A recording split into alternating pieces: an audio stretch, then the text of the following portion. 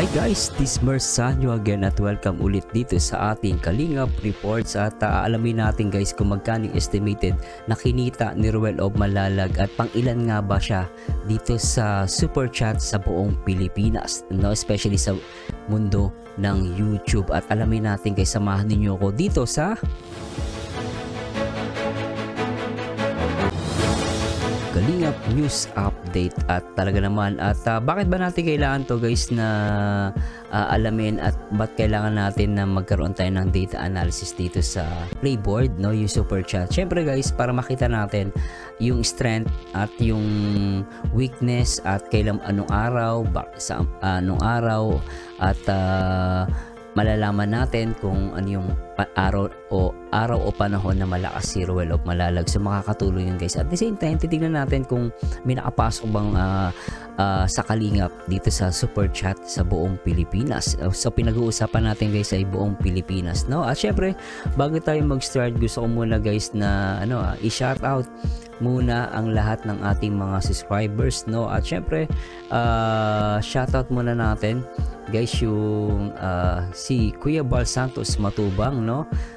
Team Kalingap, no, sa pangunguna ni Kuya Bal Santos Matubang, Kalingap Rob, Ate Edna, Ruel of Malalag, Kalingap Edu at si Kalingap Dan. At please support yung kanilang YouTube channel. Yan po yung mga yung legit account nila guys, no? Please, no? At the same time, huwag nyo kalimutan muna guys na mag-subscribe.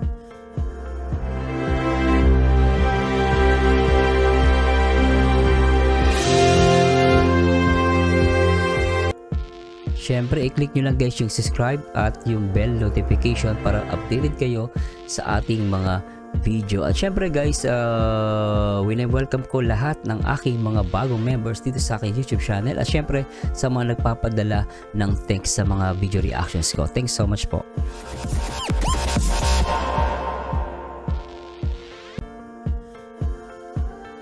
Yun, at talaga naman at maraming salamat sa Diyos. At syempre, nagpapasalamat din po ako sa lahat ng mga hindi nag-skip na mga ads. At syempre, monthly meron po kami pledge dito sa Kalingap. At syempre, maging member po sana kayo ng aking YouTube channel. Makakatulong po yan. Meron akong special, meron akong gold member at platinum member. So, kailangan nyo lang naman dyan guys na i-click yung join button at pwede kayong gumamit ng credit card, debit card, or GCash. Pwede po yan. At syempre, pwede po kayo magbigay sa akin ng thanks sa bawat video reaction na ginagawa ko. Para siyang no guys, makakatulong po yan.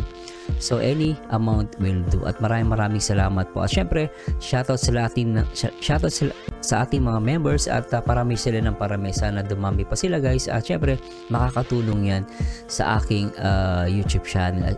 Lalo na nagbibigay kami dito sa Kalingap, no? At the same time, pero syempre guys, tulong nyo na sa akin yan, di ba? Maraming salamat sa Diyos. At yun, ngayong araw po ay maggagawa tayo ng data analysis dito nga sa Playboard, pamamagitan ng Playboard. At alamin natin kung gaano nga ba kalakas si Ruel of Malalag at sino ba sa Kalingap ang nakapasok dito sa Playboard. At samahan niyo ako guys na mag-analyze, no, dito sa Playboard sa most super chat in the Philippines. At simulan natin to guys, no. Ngayon, hindi pa tayo pwedeng tumingin sa monthly kasi monthly is July. So, aabangan natin matapos yung buwan ng month of August, no. Pero tama, month of August. So patapos na, so next week na natin gagawa ng analysis yon. Pero ngayon guys, po-focus tayo ngayon sa weekly. Dito sa weekly, no, kung pagbabasehan natin yung August, from August 14 to August 20, no, ang lumalabas po ay from August 14 to August 20. So 1 week yan guys, no.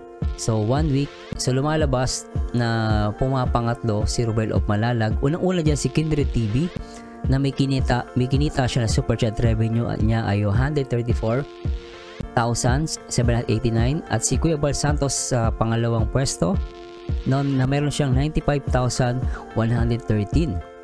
Habang si Ruel ay nasa top 3, no, Ruel of Malalag kumita siya ng 48,000 pesos, no. At syempre si Cypro kumita siya ng 45,529 sa pang-apat. At syempre pang-5 si Kalinga Prab, bumaba siya ng -1. So dati pang-4 siya, ngayon naging pang-5 na lang siya at kumita siya ng 44,347 pesos. At syempre pagdating dito sa daily guys, no, actually pumapatak pa rin si Ruel of Malalag sa pangalawang spot, no, kasi from kahapon, no, kumita siya ng 9,493, no, habang si Kalinga Prab kumita siya kahapon ng 8,238, no, at habang si Banat Bay ay kumita ng 13,910. At dito guys, no, nung August 23, nung isang araw, no, nauuna si BJ Scheme, kumita siya ng 11,000 at si Kuya Bal Santos kumita lang siya ng 7,834 at nasa pang-5 spot siya. So everyday sa daily guys, nag-iiba-iba yan. So makikita nyo, pero nung Tuesday, no, nanguna si Kuya Bal Santos, pangalawa si Kindred, then nung Monday, nanguna si Kalinga Prab at si Ruel of Malalag ay nasa pangalawang spot at pangatlo si Kindred, no. Pero kung titingnan natin sa weekly guys, no, pumaspasok si Ruel of Malalag sa pangatlong spot.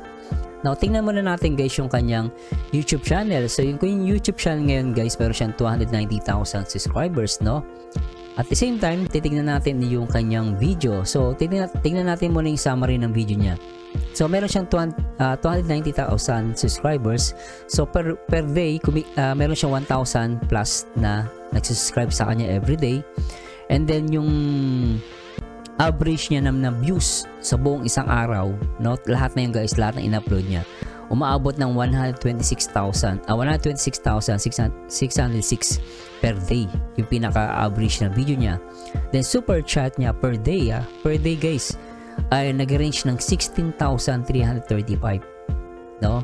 Tapos nag-upload siya ng video per week ng halos 13 video. So 13 per week. Grabe, dami, no. At syempre yung subscriber rank niya nasa 1,653, no. Mataas pa rin to guys. Uptrend siya, ibig sabihin uptrend, pataas, okay siya. Pero yung views niya medyo bumaba, ano, very low, nasa 34.9% of subscribers. Ibig sabihin yung nanonood sa kanya, ano, kasi dito kung check nyo dito, nakalagay dito, the average number of views for channel with similar subscriber is 286,870. Ibig sabihin guys, yung mga kasing same na na subscriber ni Ruel of Malalag nag-average ng views ng 286, no, 870. Pero ibig sabihin yung kay Ruel of Malalag medyo mababa siya guys, no, bumaba siya, naging yung average video niya, average lang to guys, average video niya umaabot ng 101,270, no. At syempre yung like rate niya nasa 15.16%, very high. So okay siya yung mga like. Then yung comment medyo bumaba, so napaka-importante ng comment. So ito guys, yung mga nagpa-follow kay Ruel of Malalag, may idea na kayo, dapat comment kayo ng comment. Syempre nakakatulong yan para i-suggest yung video niya. And then yung pinaka-highest viewers niya sa live streaming guys, umaabot ng 14,636, no. Pero yung average viewers niya, so ibig sabihin average pag nagla-live siya, umaabot ng 6,146, pero very high pa rin yan, nasa ano pa rin siya, not bad, no. And then yung total live stream niya, no, is 1274 times. So total na yun, lahat na yun guys, nung nag-start siya. Pero per week, no, 5 times siya kung mag live stream. So 5 times, no, every day lumalabas. Ngayon, kung titignan natin guys, no, yung today revenue niya ngayong araw po ay kumita siya ng 16,335. No, ibig sabihin 29 chat yung nagpaulan ng or nagpalipad 29 na tao. So kinumpit ni ni Brayboard, umaabot ng 563 pesos kada chat yung value ng pera. So kumita siya ng 16,000, no, ngayon lang yan guys, 16,335. Pero kahapon, no, revenue niya umaabot lang ng 9,493, no. So nag-chat kahapon is 33 30 chat pero mababa yung per chat. So nasa 316 pero kahapon ngayon 29 lang pero ang nagpapadala naman, ibig sabihin malaki yung binibigay. Pero nung last time nasa 30 chat lang pero 300, so kaya mababa. Pero ngayon mataas. Ngayon tingnan naman natin sa last 7 days naman, revenue niya maabot ng 85,000. No, sa 7 days to guys so total 214 chat, then per chat umaabot ng 398 pesos. So kumikita siya ng 85,000 sa 7 araw lang, kumita siya ng 85,000 pesos. So ngayon sa buong revenue niya guys sa buong niya sa channel niya, kumita na siya ng 998,606. Pinakabuo to guys So pero yung makikita nyo guys, yung views growth niya rate, no, tumataas naman. No, tumataas naman. Okay? So yan lang guys at syempre ito naman guys, estimated lang to, hindi to exact, no? Ngayon titingnan natin yung pinaka super chat niya. Ito na, nasabi na natin to. So makikita nyo may yung pinakamataas na niya nung Thursday, no, nung last August 3, 18,000 yung kinita niya, pero pinakamataas yung noong August 19, no, kumita siya ng 22,000 pesos. No, isang araw lang yan. Then yung pinakamababa niya is nasa 1,735 nung August 23, nung Wednesday to, hindi ako nagkakamali, no? August 23 is Wednesday. So ito yung pinakamababa niya, kumita lang siya ng 1,735. So remember guys, this is only estimated, no? Estimated niya to, no? So ngayon tingnan natin yung views niya. Yung views niya, sige, wag muna tayo mag-focus kasi i-review natin yun sa sa Social Blade. Pero anyway guys, gusto ko ipakita sa inyo yung mga video niya, no? Yung mga video niya na pinaka most viewed video niya. Ano ba yung most viewed niya? Most viewed niya na video yung Tatay Ruel, Himas Rehas na nga ba? So ito yung pinaka most views. Most views. Yun. Sorry guys, most views. Tapos yung most super chatted niya ay nung naging 200 subscriber siya. No? Kumita siya ng super chatted, no? Nakalagay ba dito? Pero wala nakalagay no? Siguro 29. Ito nga. Ito yung most super chatted niya. Kumita siya dito ng 29,240. Ito yung pinakamalaki niyang super chat. Itong video na to, road to 200k subscriber na tayo. So kumita siya ng 29,240. Ngayon, most like na video niya is yung makapigil hiningang paglingap sa tuktok ng bundok. So maraming nag-like dito, no? Nag-like dito is 43,000. Ang dami, no? Pero kumita lang siya ng super chat dito ng I think premier to, no? 15,845. No, tapos sa most dislike, meron pang most dislike. Itong wag na to kasi matagal na to no? Video niya. Most commented na lang.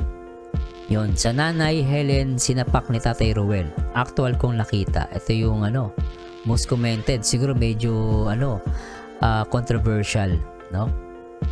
Then tingnan natin guys yung most live watch niya. Ito, premier. Yung makapagpigil hiningang paglingap sa tuktok. So umabot na siya ng 599.